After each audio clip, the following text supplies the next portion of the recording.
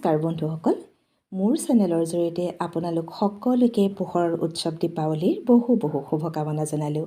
সকলোৰে জীৱন আলোকময় হৈ উঠক তাকে কামনা কৰিলোঁ। উৎসৱসমূহে সম্প্ৰীতি গঢ়ে, দূৰ দূৰণিত থকা আপোন মানুহবোৰ একত্ৰিত কৰে আৰু তেতিয়াই জমি উঠে আড্ডা। আহক আজি তেনে অকণমান আড্ডা জমাওঁ। আপোনালোকৰ মাজলৈ আজি বেলেগ ধৰণৰ এটি আমোদ দিবলৈ আহিছোঁ। যেতিয়া আমি বহু বন্ধু লগ পাইছিলোঁ, তেতিয়া বহুদিন লগ নোপোৱাৰ পাছত আমি দেখিলে সোধোঁ যে ঐ কেতিয়া আহিলি, ভালনে তোৰ, মাহঁতৰ কেনে, লগ পাই ভাল লাগিল দে।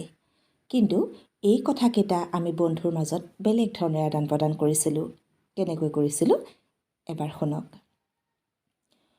অপৈপি কেপে টিপি আপা আপা হিপি লিপি, ভাপলপ নেপে টুপুৰপ, মাপা হপ টপৰপ কেপে নেপে, লপগপ পাপইপ ভাপালপ লাপা গিপলপ দেপ। ঐন্ত ইন্তি কেন্তে তিন্তি আন্ত আন্তা হিন্দি লিন্তি, ভালত লণ্টনেন্তে টুন্টুৰন্ত, মান্ত সন্তৰন্ত তন্তৰন্ত কেন্তে নেন্তে, লণ্টগন্ত পান্ত ইন্তি ভান্তলন্ত লান্ত গিন্ত লন্ত দেন্তে।